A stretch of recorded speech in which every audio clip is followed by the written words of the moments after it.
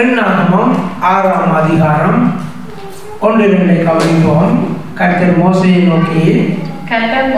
நோக்கி நீ இஸ்ரவேல் புத்திரரோடு சொல்ல வேண்டியது என்னவென்றால், புருஷனாகிலும் ஸ்திரியாகிலும் கர்த்தருக்கென்று விரதம் பண்ணி கொண்டவர்களாய் இருக்கும்படி நசரேய விரதமாகிய ஒரு விசேஷித்த பொருத்தனையை பண்ணினால். இந்த இடத்துல நாங்கள் பார்க்கின்ற காரியம் ஆண்டவருடைய ஒரு அழைப்பை குறித்து நாங்கள் பார்க்கிறோம். இந்த இடத்துல ஒரு மனுஷனை ஆண்டவர் விசேஷமாய் அழைக்கும் பொழுது அவனுக்கு உரிய வாழ்க்கை முறையை குறித்து ஆண்டவருடைய பெற்றோருடைய அவன் பிறப்பதற்கு முன்னதாகவே ஆண்டவர் பேசின ஒரு அனுபவத்தை நாங்கள் பார்க்க போகின்றோம். இந்த இடத்துல நாங்கள் பார்க்கின்ற காரியம் நசரேய விரதம் என்று சொல்லும் பொழுது நாங்கள் எல்லாவற்றையும் ஒதுக்கி தேவனுக்கு முன்னுரிமை கொடுக்கும்படி எங்களுடைய வாழ்க்கையை ஒப்புக் கொடுப்பது. அது பழைய ஏற்பாட்டுக்கும் பொருந்தும், புதிய ஏற்பாட்டுக்கும் பொருந்தும். கர்த்தருக்கென்று ஏதாவது நாங்கள் செய்ய வேண்டும் என்று நாங்கள் தீர்மானம் செய்தால் அல்லது நாங்கள் விரும்பினால், நாங்கள் புதிய ஏற்பாடாயினும் சரி பழைய ஏற்பாடாயினும் சரி எங்களுடைய சொந்த விருப்பங்களை விட்டுவிட்டு கர்த்தருடைய விருப்பத்தை நிறைவேற்றுவதிலே நானும் நீங்களும் கவனம் செலுத்துகிற பிள்ளைகளாய் இருக்க வேண்டும். தொடர்ந்து 3-4 வசனங்களை கவனிப்போம். அப்படிப்பட்டவன் திராட்சை ரசத்தையும் மதுபானத்தையும் விலக கடவன். அவன் திராட்சை ரசத்தின் காடியையும் மற்ற மதுபானத்தின் காடியையும் திராட்சை ரசத்தினால் செய்த எவ்விதமான பானத்தையும் குடியாமலும் திராட்சை பழங்களையாவது திராட்சை வற்றலையாவது புசியாமலும் தான் நசரேயனாயிருக்கும் நாளெல்லாம் திராட்சை செடி விதை முதல் தோல்வரையில் உள்ளவைகளினாலும் செய்யப்பட்ட யாதவரையும் புசியாமலும் இருக்க கடவன். எல்லாருக்கும் அந்த காலத்துல பழங்களை அவங்களெல்லாம் சேமிச்சு வைக்கணும். பல சாறுகளை இப்போ நாங்கள் என்ன செய்கிறோம், ஃப்ரிட்ஜுக்கு வைக்கிறோம். அப்போ அந்த காலத்தில் அதையெல்லாம் வைனாக வச்சிருந்து பழுக்க வச்சிருந்து பல சாறுகளை புளிக்க வைத்து வடித்தெடுத்து அப்படி சில படிமுறைகளின் படி தான் அங்கே எல்லாவற்றையும் பேணி கொண்டார்கள், பாதுகாத்து கொண்டார்கள். இங்கே நாங்கள் பார்க்கின்றோம், இந்த நசரேய விரதம் இருக்கின்ற பிள்ளைகள் கர்த்தருக்கென்று விசேஷமாக தங்களை ஒப்பு கொடுத்து கர்த்தருடைய ஊழியத்துக்கென்றே வாழுகின்றவர்கள் அந்த திராட்சை ரசத்தை மாத்திரமல்ல, மதுபானத்தை மாத்திரமல்ல, அந்த திராட்சை பழங்களுக்குரிய அதனால் வருகின்ற காரியங்களை கூட சாப்பிடக்கூடாது. வற்றல்களாக இருந்தாலும் சரி, விதைகளை கூட தொடக்கூடாது, தோள்களை தொடக்கூடாது. அப்படி என்றால் ஏன் அந்த கட்டுப்பாடு என்று சொன்னால், அவர்கள் ஒரு நாளும் மதுபான பிரியர்களாக இருக்கக்கூடாது என்பதற்காக ஆண்டவர் அங்கே விலக்கி வைக்கிறதை காண்கிறோம். ஏன் அதை சொல்ல வேண்டி இருக்கிறது என்றால், அன்றாடம் அவர்களுடைய வாழ்க்கையிலே அவர்களுடைய கலாச்சாரத்திலே இந்த திராட்சை ரசம் திராட்சை மதுபானம் அங்கே இயல்பாக சாதாரணமாக இருக்கிறபடியினாலே ஆண்டவர் பிரித்து வைக்கும் பொழுது அப்படி சொல்லுகின்றார். எங்களுக்கு ஆண்டவர் சொல்றது என்றால் தயவு செய்து ஒரு தினம் சோறு சாப்பிடாங்கன்னு சொல்லணும். அப்படியா? எங்களோட கலாச்சாரத்தோட ஆண்டவர் எங்களை பிரித்து வைக்கிறது என்றால் அப்படித்தான் செய்யணும்னு நினைக்கிறேன். ஓகே, அவங்களுக்கு அது நார்மல். ஆனால் ஆண்டவர் விசேஷமாய் பிரிச்செடுக்கிறவர்களுக்கு அதை ஆண்டவர் சொல்லுகிறார். தொடர்ந்து வாசிப்போம். 5:6. அவன் நசரேய விரதம் நாளெல்லாம் சவரன் கத்தி அவன் தலையின் மேல் படலாகாது. அவன் கர்த்தருக்கென்று விரதம் காக்கும் காலம் நிறைவேறுமளவும் பரிசுத்தமாய் இருந்து தன் தலைமையிலே வளரவிட கடவன். அவன் கர்த்தருக்கென்று விரதம் காக்கும் நாளெல்லாம் யாதொரு பிரேதத்தண்டையும் போகக்கூடாது. அப்ப இந்த இடத்துல தலைமையில தலைமுடிய நீளமாக வளர்த்து அவங்க வச்சிருந்தா எல்லாருக்கும் தெரியும் ஆளுநர் விசேஷித்த ஆளுன்னு சொல்லி.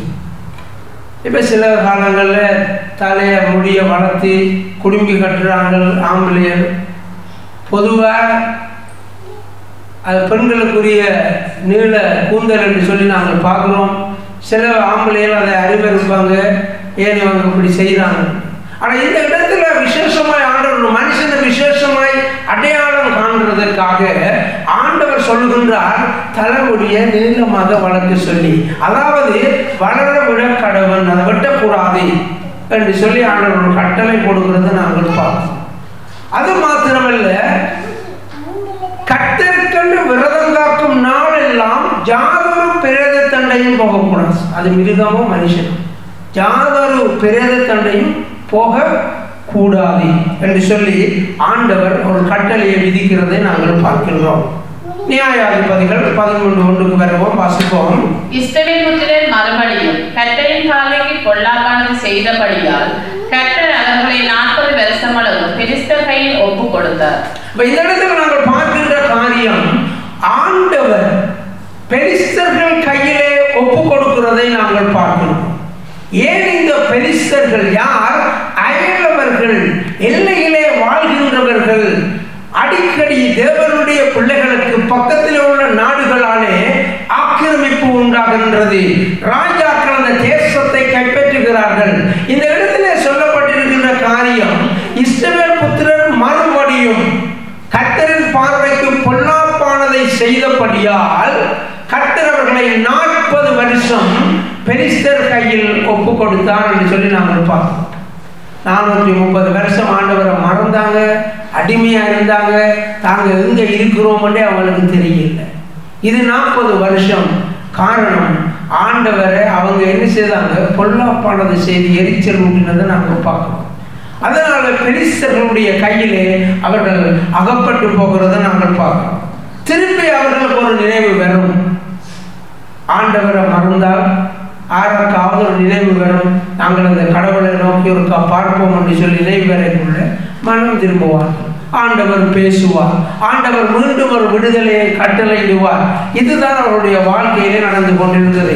நம்முடைய வாழ்க்கையிலும் அப்படித்தான். நானும் நீங்களும் எப்பொழுதுமே நித்தமும் தேவனை தேடுகிற பிள்ளைகளாக இருந்து விட வேண்டும். நெருக்கடிகள், துன்பங்கள், பிரச்சனைகள் வரும்போது மாத்திரம் நாங்கள் தேவனை தேடுகிறவர்கள் அல்ல.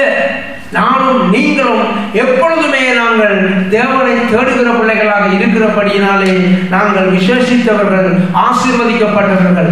இந்த இடத்துல நாங்கள் பார்க்கிறோம், நியாயாதிபதிகள். யார் இந்த நியாயாதிபதிகள்? ஒரு தேசத்தை, மக்களை விசாரணைக்குட்படுத்தி பிரச்சனைகளை தீர்த்து அன்றாடம் அவருடைய தேவைகளை சந்தித்து ஒழுங்குகளை மேற்கொள்வதற்கு ராஜாக்கள் தேவைப்பட்டார்கள். அதற்கு முன்னதாக ராஜாக்கள் உருவாவதற்கு முன்னதாக ஆங்காங்கே அவ்வப்போது தலைவர்கள் எழும்பி தங்களுடைய கண்டதின்படி தீர்ப்புகளை வழங்கி அங்கே மக்களை வழி நடத்தினார்கள், ஆட்சி நடத்தினார்கள் என்று சொல்லி நாங்கள் பார்க்கிறோம். அப்படியான வகையிலே அவர்களை குறிப்பிடுகின்ற, அவர்கள் எப்படி குறிப்பிடுவது என்று சொன்னால் நியாயாதிபதிகள். அவர்கள்லாம் வரக்கூடிய ஜட்ஜ் மாதிரி. அவங்க தான் விசாரிக்கிறது, என்ன பிரச்சனை, அப்படியா, நீங்கள் அதை செய்யுங்க, இதை செய்யுங்க, பிரச்சனையை முடிவுக்கு கொண்டு வரது. அப்படி நாங்கள் பார்க்கக்குள்ள ஏராளமான நியாயாதிபதிகள் அங்கே நியாயம் விசாரித்திருக்கிறார்கள். அதில் நாங்கள் சிம்சோனை குறித்து நாங்கள் பார்க்க இருக்கின்றோம். அந்த நியாயாதிபதி எப்படி ஆண்டவருக்கு முன்பாக ஆண்டவராலே அழைக்கப்பட்டார், எப்படி அந்த காரியங்களை செய்தார். கவனிப்போம். நியாயாதிபதிகள் 13:2-3. அப்பொழுது தான் வம்சத்தனாகிய சோரா ஊரான ஒரு மனுஷன் இருந்தார். அவன் பேர் மெனோவா. அவன் மனைவி பிள்ளை பெறாத மெலடியாய் இருந்தார். கர்த்தருடைய தூதரானவர் அந்த ஸ்திரீக்கு தரிசனமாகி அவளை நோக்கி, இதோ பிள்ளை பெறாத மெலடியான நீ கற்பம் தரித்து ஒரு குமாரனை பெறுவாய். முதலாவது ஒரு மனுஷனை ஆண்டவர் ஊழியத்துக்கென்று தெரிந்து கொள்ளும் பொழுது அவன் உருவாவதற்கு முன்னதாகவே ஒரு விசேஷித்த விதமாக ஆண்டவர் சிம்சோனை ஆண்டவர் அழைக்கின்றபடியினாலே அவனுடைய பெற்றோருடன், தாயுடன் ஆண்டவர் அவன் உருவாவதற்கு முன்னதாகவே ஆண்டவர் பேசுகின்றார். கரங்களை கட்டி தேவனை மகிமைப்படுத்துவோமா? ஆமென். தாயின் கருவில் உருவாகும் முன்னே பெயர் சொல்லி அழைத்த தேவன். இந்த இடத்துல நாங்கள் பார்க்கின்றோம், ஆண்டவர் அந்த இடத்திலே சிம்சோனுடைய தாயாருடன் பேசுகிறதை நாங்கள் பார்க்கின்றோம். தொடர்ந்து வாசிப்போம். ஆதலால் நீ திராட்சை ரசமும் மதுபானமும் குடியாதபடிக்கும் தீட்டானது ஒன்றும் புசியாதபடிக்கும் எச்சரிக்கையாய். அப்ப இந்த இடத்துல நாங்கள் பார்க்கின்ற காரியம், இஸ்ரவேல் ஜனங்கள் மறுபடியும் விழுந்து போனார்கள். 40 வருஷம் அவர்கள் பெலிஸ்தர்களாலே அடிமைகளாக்கப்பட்டார்கள், ஆளப்பட்டார்கள். இந்த இடத்துல நாங்கள் பார்க்கின்ற காரியம், இந்த தேவனுடைய பிள்ளைகள் எல்லாரும் விழுந்து போனார்கள். எல்லாரும் நல்ல திராட்சை ரசமும் மதுபானமும் நல்லா குடிக்கிறாங்க. எல்லா வீட்டிலே ஒரே பாட்டியும் கும்மாளமும் தான். இந்த இடத்துல நாங்கள் பார்க்கின்ற காரியம், தீட்டானவைகளை கூட அவர்கள் சாப்பிட தொடங்கி விட்டார்கள். அதனாலே ஆண்டவர் வேறு பிரிக்கின்ற ஜனத்துக்கு முதலாவது ஆண்டவர் பேசுகின்றார். பேசுகின்றார். ஜவாபில் உனக்கு ஒரு குமாரன் கிடைக்க இருக்கிறான், அவன் ஒரு பெரிய காரியங்களை அவனை கொண்டு செய்ய போகிறேன், நீ மற்றாக்களை மாதிரி இதுகளை செய்யாத. ஏனென்றால் நாங்கள் எண்ணாகமம் 6ஆம் அதிகாரத்தில் நாங்கள் வாசித்தோம் அல்லவா, ஒரு நசரேய விரதம் இருக்கிற பிள்ளைகள் என்னென்ன காரியங்களிலே ஜாக்கிரதையாக இருக்க வேண்டும் என்று அந்த காரியத்தை இங்கே ஆண்டவர் நினைவுபடுத்துகிறதை நாங்கள் பார்க்கின்றோம்.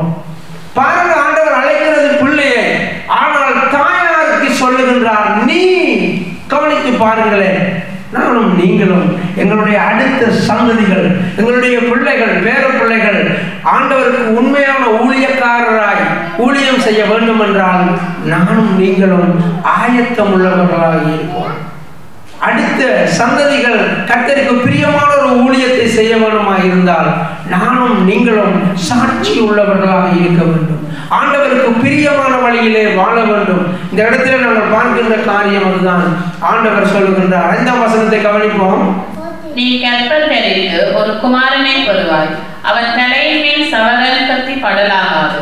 அந்த பிள்ளை பிறந்தது முதல் தேவனுக்கு நசரேயனாய் இருப்பான். அவன் இஸ்ரவேலை பெலிஸ்தியரின் கைக்கு நீங்களாக்கி ரட்சிக்க தொடங்குவான் என்றார். பாருங்கள், ஆண்டவர் திராட்சரசம் மதுபானத்தை பற்றி சொல்றார், தீட்டானதை சாப்பிடக்கூடாது என்று சொல்றார், தலைமுடிய நீளமா வளர விடும் என்று சொல்றார். அப்ப ஆண்டவர் ஏற்கனவே எண்ணாகமத்திலே சொல்லப்பட்ட காரியங்களை இந்த தாயாருக்கு சொல்ல வேண்டி இருக்கிறதுக்கு காரணம், ஒன்று அவருடைய குமாரன் விசேஷித்த அழைப்பை பெற்றது உண்மை, இரண்டாவது அங்கெல்லாம் மறந்து போனார்கள். அதனாலே ஆண்டவர் நினைவுபடுத்துகிறது. அவருடைய வாழ்க்கையில ஆண்டவர் என்னையும் உங்களையும் வேறு பிரித்திருக்கிறார். எங்களுக்கும் உங்களுக்கும் ஒரு விசேஷித்த பழக்க வழக்கங்கள் இருக்க வேண்டும். எங்களுக்குள்ளே பரிசுத்த ஆவியானவர் கிரியை செய்ய வேண்டும். எங்களுக்குள்ளே பரிசுத்த ஆவியின் கனிகள் இருக்க வேண்டும். இதுதான் இங்கே நாங்கள் கவனிக்க வேண்டிய காரியம். தொடர்ந்து கவனிப்போம். 14ஆம் அதிகாரம் 9. சில நாளைக்கு பின்பு அவன் அவளை விவாகம் பண்ண திரும்ப வந்து சிங்கத்தின் உடலை பார்ப்பதற்கு வழி விலகி போனான். இதோ சிங்கத்தின் உடலுக்குள்ளே தேனி கூட்டமும் தேனும் இருந்தது. அவன் அதை தன் கையில் எடுத்து சாப்பிட்டு கொண்டே நடந்து தன் தாய் தகப்பனிடத்தில் வந்து அவர்களுக்கும் கொடுத்தான். அவர்களும் சாப்பிட்டார்கள். ஆனாலும் தான் அந்த தேனை சிங்கத்தின் உடலிலே எடுத்ததை அவர்களுக்கு அறிவிக்கவில்லை. அவருக்கு அது வேற விடுகதையாக இருக்காது. கேட்கிற விடுகதை யாராவது சொல்லுவோம், அதில் வேற சண்டை நடக்குது. இந்த இடத்துல நாங்கள் பார்க்க வேண்டிய காரியம், ஒரு செத்த சிங்கம். இந்த சிங்கம் யார் கொண்டது? இவர் தான் கொண்டது. வழியில் வேண்ட அப்பா அம்மா வழிகிட்டு போயக்குள்ள அந்த இடத்துல சிங்கம் எதிர்பட்டது. சிங்கத்தை இவர் கொலை செய்தவர் அம்மா அப்பாவுக்கு தெரியா, சொல்லவும் இல்லை. திரும்பி வர்ற வழியில் சிங்கத்தின் உடலுக்குள்ள தேன் கூடு கட்டி கிடந்துச்சு. அந்த தேனை எடுத்து சாப்பிட்ற. இங்கே காண்பிக்கிற காரியம் என்று சொன்னால், இப்போ சிம்சோன் பிறந்துட்டார். பிறந்து அவர் ஒரு வீரனாக இருக்கிறார். ஆருக்கு எதிராக செயற்பட ஆண்டவர் அவனை அழைத்திருந்தார்? பெலிஸ்தர்களுக்கு எதிராக. பெலிஸ்தர்களுடைய கையிலே இருக்கிற தேவ ஜனங்களுக்கு ஒரு விடுதலை பெற்று தர வேண்டும் என்ற நோக்கத்தோடு அவன் பிறந்தான், அழைக்கப்பட்டான். ஆண்டவர் அந்த இடத்திலே நிறுத்தினார். ஆனால் அவன் மீண்டும் மீண்டும் பாவம் செய்கிற ஒருவனாக இருந்தான். ஆண்டவர் சொன்ன காரியங்களில் இருந்து விழுந்து போகிறவனாக, விருப்பமில்லை அதை செயற்படுத்துவதற்கு என்று சொல்லி நாங்கள் பார்க்கிறோம். இந்த இடத்துல அந்த சிங்க உடலுக்குள்ள அந்த தேனை எடுத்து சுவைத்து சாப்பிடுகிறான் என்று சொன்னான்.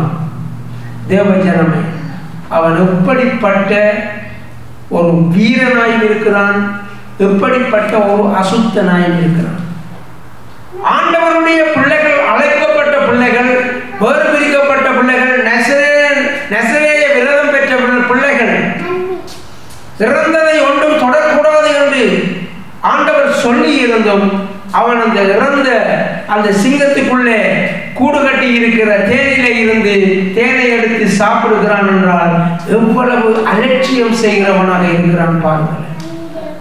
தேவஜனமே, நானும் நீங்களும் ஆண்டவருக்கு பிரியமாய் ஊழியங்களுக்கென்று ஆசிரியர்களாகவும் ராஜாக்களாகவும் அழைக்கப்பட்டிருக்கிறோம். எல்லாரும் எங்களுக்கென்று ஒரு பிரிம்பான வேறு பிரிக்கப்பட்ட வாழ்க்கை முறை இருக்கிறது.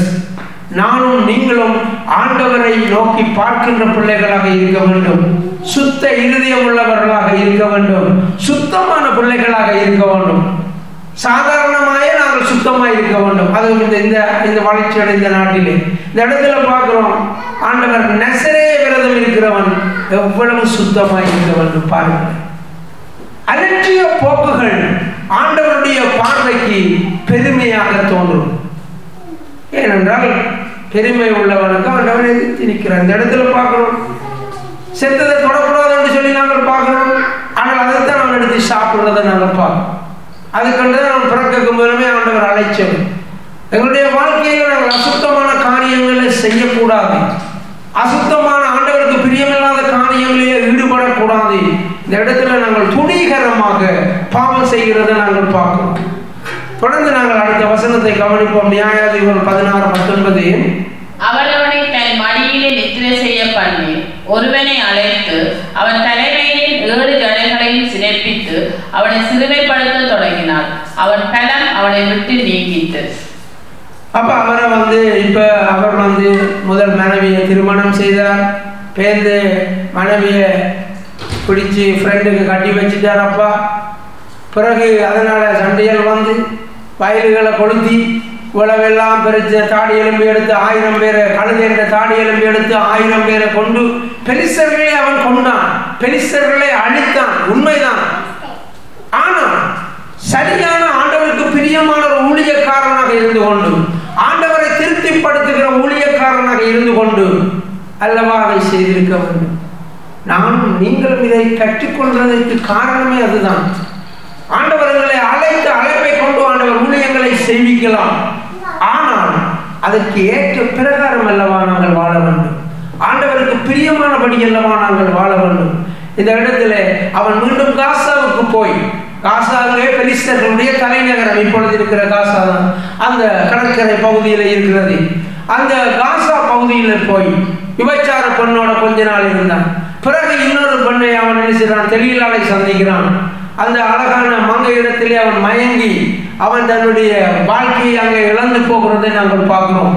அப்பொழுது பெலிஸ்தர்கள் எதிரிகள் வந்து கேட்கிறார்கள், இவனிடத்திலே எப்படி பலன் இருக்கிறது, இவனை பிடிச்சு கட்டி அடிக்க முடியலையே, கட்டி கொண்டு போக முடியலையே என்று சொன்ன பொழுது அவள் ஓயாமல் அவனிடத்திலே அந்த ரகசியத்தை கேட்கிறதை நாங்கள் பார்க்கிறோம். அவன் ஒவ்வொரு காரியங்களை சொல்லுகிறான்.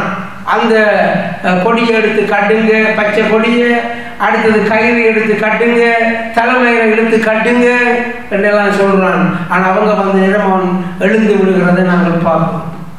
கடைசியாக அவள் திருப்பி கேட்கிறாள், உன்னுடைய பிளத்தினுடைய ரகசியம் என்னென்று சொல்லி அவர் சொல்லுகிறார், தன்னுடைய தலைமையிலே தான் இருக்கிறது, அதை பற்றி நான் தன்னுடைய பிளம் போய்விடும். ஆனால் இங்கு நாங்கள் பார்க்கின்ற காரியம் ஆண்டவருடைய அழைப்பு. தலைமையை வெட்டினா போல பலன் இல்லாமல் போகிறது என்று இல்லை, ஆண்டவருக்கு கீழ்ப்படியாமல் இருக்கின்றது, ஆண்டவருக்கு எதிராக செயல்படுவது, ஆண்டவருக்கு பிரியமில்லாத காரியத்தை ஊழியக்காரன் செய்வது, அதுதான் அங்குள்ள பிரச்சனை. ஏனென்றால் நசரேய விரதம் இருக்கிறவன் தலையை வெட்டக்கூடாது, வளர விட வேண்டும் என்று எழுதப்பட்டிருக்கிறது. ஆகவே நாங்கள் பார்க்கின்ற காரியம், அவனை கொண்டு அவ்வப்போது ஆண்டவர் பெலிஸ்தர்களை அழிக்கிறான். இந்த ஜனங்களுக்கு ஒரு ஆறுதல் கிடைக்கிறது உண்மை.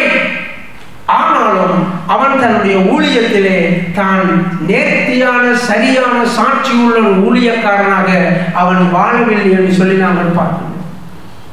இந்த இடத்துல நாங்கள் கவனிக்க வேண்டிய காரியம், அவன் தலைமையில் 7 ஜடைகளையும் சிறைப்பித்து அவனை சிறைப்படுத்தி சிறுமைப்படுத்த தொடங்கினான்.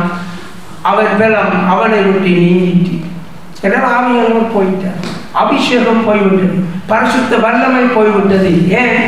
அந்த தலைமையை வெட்ட சொல்லி சொன்னபடியினாலே.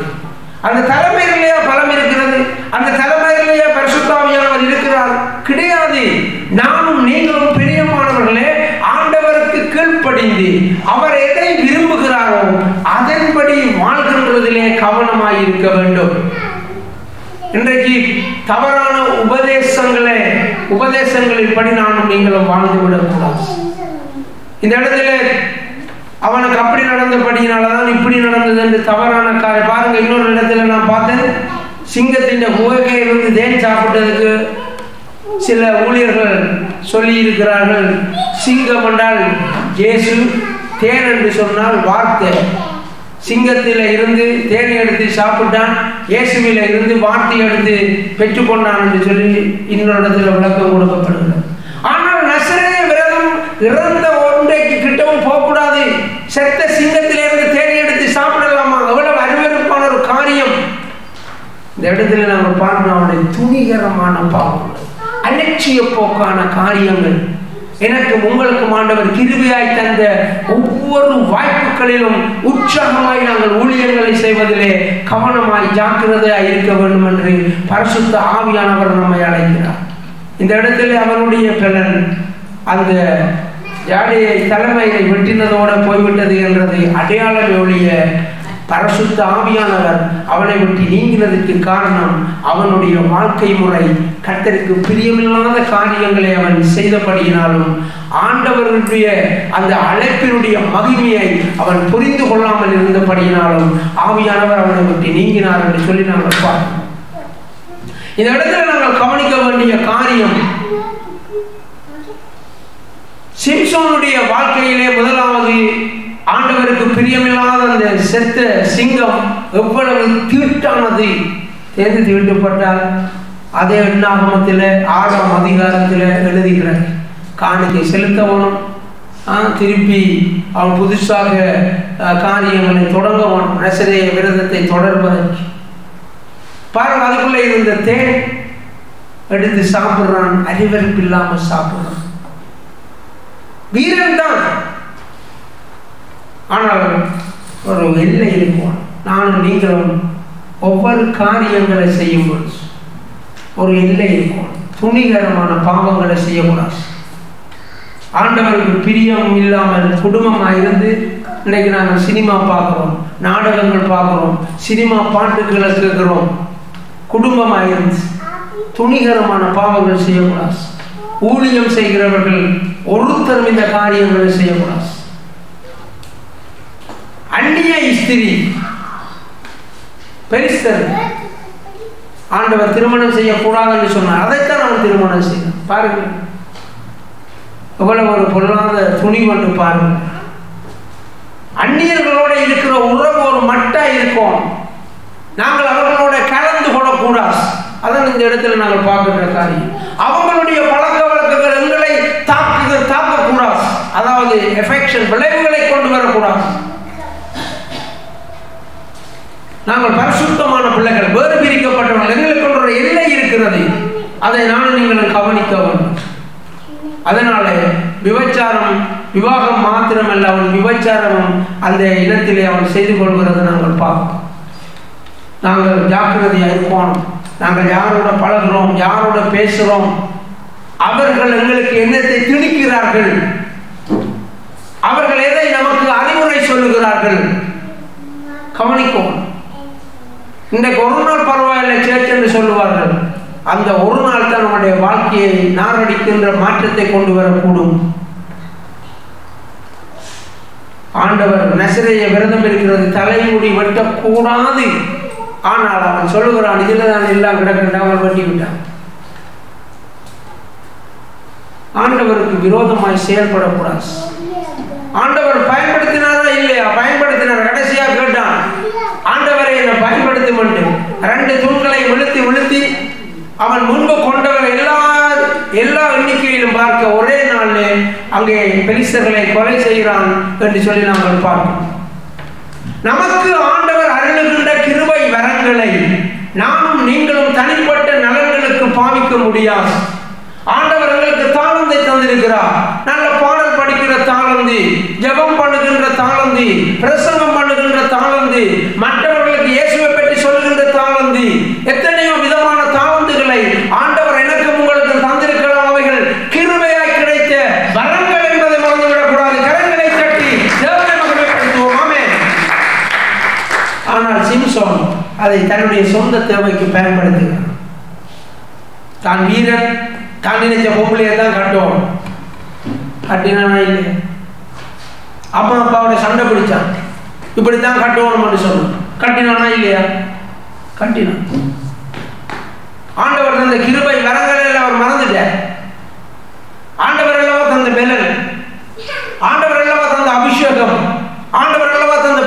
ஆவியானவர் தனிப்பட்ட நலனுக்கு அவர் பயன்படுத்தினார். இன்றைக்கு அநேக ஊழியர்கள் வெறும் பணம் சம்பாதிக்கிறதுல மாத்திரம் இருக்கிறது. ஆண்டவர் அந்த கிருபை வரங்கள் எங்கே? ஊழியர்களை கொண்டு செய்துவிட்டு பணம் சம்பாதிக்கின்ற நோக்கத்தோடு தான் இருக்கிறார். இதுதான் விஷயம். ஆண்டவர் எனக்கு உங்களுக்கும் கிருபையாய் தந்த வரங்களை நானும் நீங்களும் தவறான காரியங்களுக்கு பயன்படுத்தக்கூடாது. மற்றது பெருமை பாராட்டுவதற்கு ஒன்றும் கிடையாது. எல்லாம் கிருபை என்றதை நாங்கள் மறக்கக்கூடாது. எனக்கு தான் பிரசங்கம் பண்ண தெரியும், எனக்கு தான் ஜெபிக்க தெரியும், எனக்கு தான் பாட்டு படிக்க தெரியும், எனக்கு தான் இசைக்கருவி வாசிக்க தெரியும். சபைகளில் அப்படி யாருமே இருந்து விட முடியாது. அவருடைய உள்ளத்தை ஆண்டவர் பார்க்கிறார். பிரியமானவர்களே, இந்த இடத்துல அவர் விழுந்து போனதுக்கு காரணமே பெருமை. ஒருவரையும் மதிக்கிறேன் யார்? சிம்சன். இந்த இடத்துல அதுதான் காரியம். இயேசு கிறிஸ்துவை பாருங்கள், பாதத்தை அல்லவா கழுவி காட்டினார். கரங்களை தட்டி இயேசுவை மகிமைப்படுத்துவோம். பாதங்களை கழுவி காட்டினார். ஊழிய அழைப்பு மிக மிக அருமையானது. அலட்சியம் பண்ணக்கூடாது. அந்த எல்லையிலே நீங்கள் எடுக்கிற முடிவுதான் ஆண்டவருக்கு பிரியமாய் வாழ்ந்தீர்களா அல்லாவிட்டால் வாழவில்லையா என்ற முடிவு எடுக்கிறது. பாவம் ஒரு எல்லையில கொண்டு வந்து உங்களை நிறுத்துகிறது. பாவம் செய்ய போறியா அல்லது அதை விட்டுட்டு திரும்பி ஓட போறியா? அந்த ஒரு செகண்ட், அந்த ஒரு நிலையில தான் நானும் நீங்களும் தவறு விடுகின்ற காரியங்கள். ஜாக்கிரதையாயிருப்போம். எங்களுக்கு ஆண்டவர் கிருபையாய் தந்த ஊழியங்களை தாழ்மையோட, தேவ மகிமையோட, தேவ ராட்சியத்துக்கண்டு நானும் நீங்களும் பயன்படுத்துவதிலே மிக அக்கறையாய் இருக்க வேண்டும். ஒரு நாளும் இந்த வாய்ப்புகளை அசட்ட பண்ணக்கூடாது என்பதை பரிசுத்த ஆவியானவர் நம்மோட பேசிக் கொண்டிருக்கிறார். எபேசியர் 4:12-13 கவனிப்போம். பரிசுத்தவான்கள் சீர்பொருந்த பொருட்டு சுவிசேஷ ஊழியத்தின் வேலைக்காகவும் கிறிஸ்துவின் சரீரமாகிய சபையானது பக்தி விருத்தி அடைவதற்காகவும் அவர் சிலரை அப்போஸ்தலராகவும் சிலரை தீர்க்கதரிசிகளாகவும் சிலரை சுவிசேஷராகவும் சிலரை மேய்ப்பராகவும் போதகராகவும் ஏற்படுத்தினார். இந்த இடத்துல பாருங்க, ஒரு சர்ச்சை கட்டுறது என்று சொன்னால் பலவிதமான ஊழியங்கள் ஆண்டவர் கொடுத்திருக்கிறது நாங்கள் பார்க்கிறோம். பரிசுத்தவான்கள் சீர் பொருந்தும் பொருட்டு. எப்படி யார் பரிசுத்தவான்கள்? ரட்சிக்கப்பட்டு எல்லாரும். அப்போ சபைக்கு வந்தால் தான் அந்த வசனங்களை கேட்டு, நான் நேற்று அப்படி செய்தேன், இனிமேல் அதை செய்யக்கூடாது, நான் வாய்தவர் இப்படி சொல்லிட்டேன், இனிமேல் அதை சொல்லக்கூடாது. எங்கே திருந்துறது? ஆண்டவருடைய வசனம் தான் நம்மை திருத்துகிறது. இல்லை, ஆண்டவருடைய வசனம் தான் நம்மை பரிசுத்தப்படுத்துகிறது. பரிசுத்தவான்கள் சீர் பொருந்தும் பொருள். பரிசுத்தவான்கள் தவறு விடுவார்கள். அப்போ சீர் பொருந்துகிற இடம் தான் சபை. சீர் பொருந்தும் பொருட்டு சுவிசேஷ ஊழியத்தின் வேலைக்காக கிறிஸ்துவின் சரீரமாகிய சபையானது பக்தி விருத்தி அடைவதற்காகத்தான் ஆண்டவர் இந்த ஊழியங்களை தந்திருக்கிறார். இன்றைக்கு சிம்சோனுடைய வாழ்க்கையில் அழைக்கப்பட்ட அழைப்பு எங்கே? ஆண்டவர் எங்கே பிள்ளையை கைவிட்டு விட்டார்? அவருடைய சொந்த முடிவு. ஒருவரையும் மதிக்கிறேன், ஒருவருக்கு கீழ்ப்படுகிறேன், தான் நினைச்சபடி தான் எல்லாம் செய்தார். தாயாருக்கெல்லவா ஆண்டவர், மனோவா அப்பா அவர்களுக்கெல்லாம் ஆண்டவர் பேசி இருந்தார் இந்த பிள்ளைகளுடைய ஊழிய அழைப்பை குறித்து. தேவஜனமே, சரி, நாங்கள் சிம்சோனை விட்டு விடுவோம். நானும் நீங்களும் சரியாக இருக்கிறோமா? உண்மையாக இருக்கிறோமா? பரிசுத்தமாக இருக்கிறோமா? அசுத்தம் இல்லாமல் இருக்கிறோமா? எவ்வளவு ஜாக்கிரதை. அதுதான் இப்பொழுது அமெரிக்காவிலே சிப் தலையிலே பொருத்தின அந்த சகோதரன் அண்மையிலே பேட்டி கொடுத்திருந்தார். நான் அவைகளுக்கு உதவி செய்கிறதுக்கு, விஞ்ஞானிகளுக்கு உதவி செய்கிறதுக்காக நான் அதை பொருத்தி இருக்கிறேன். அது பிரயோசனமாக இருக்கிறது, எல்லாம் செயல்படுகிறது, உண்மைதான். ஆனால் என்ன, நான் நினைக்கிறது எல்லாம் உங்கள் கம்ப்யூட்டரில் காட்டுது. இன்றைக்கு எனக்கு உங்களுக்கு போட்டு விட்டால் என்ன நிலைமை என்று யோசிப்பேன். வீட்டை இருக்கீங்களா நினைக்கிறீங்களா? இந்த இடத்தை யோசிச்சு பாருங்கள். ஆண்டவர் அந்த சிப்பிலும் விட ஆண்டவர் பெரியவர் இல்லவா? நாங்கள் நினைக்கிறதுக்கு முன்னமே தெரியும் என்ன நினைக்க போறாங்க. அழைப்புகளை நானும் நீங்களும் அசட்ட பண்ணக்கூடாது. நானும் நீங்களும் பரிசுத்தமாக இருப்போம், ஆண்டவருக்கு பிரியமாக இருப்போம். நாங்கள் அந்த பாரத்தோடு எழுந்து நிற்போம், ஒப்பு கொடுப்போம் ஆண்டவருடைய சமூகத்தில். நாங்கள் எங்கேயோ இருக்கிற சாம்சனை, அதாவது சிம்சோனை விட்டு விடுவோம். நாங்கள் எப்படி இருக்கிறோம்? அழைக்கப்பட்ட அழைப்பிலே நாங்கள் உறுதியாக, தெளிவாக, பரிசுத்தமாக, ஜாக்கிரதையாக இருக்கிறோமா என்பதிலே நாங்கள் கவனம் செலுத்துவோம். நாங்கள் ஒப்பு கொடுப்போம். ஆசீர்வாதம் நிரம்பி வழிந்தோடும். Come and see. நம் கண்ணீர் யாவையும் இயேசு துடைத்திடுவார். தேவன் எழுந்தருள்வார். J Mission Church, Mosüslistraße 32, 6032 Emmen, Luzern. Halleluja, Halleluja, அவருக்கே மகிமை. Halleluja, Halleluja, அவருக்கே கனம். Halleluja, Halleluja, அவருக்கே துதிகள். Halleluja, Halleluja, அவருக்கே புகழ்ச்சி. தேவன் எழுந்தருள்வார். எனக்காக யுத்தம் பண்ணுவார். தேவன் எழுந்தருள்வார். எனக்காக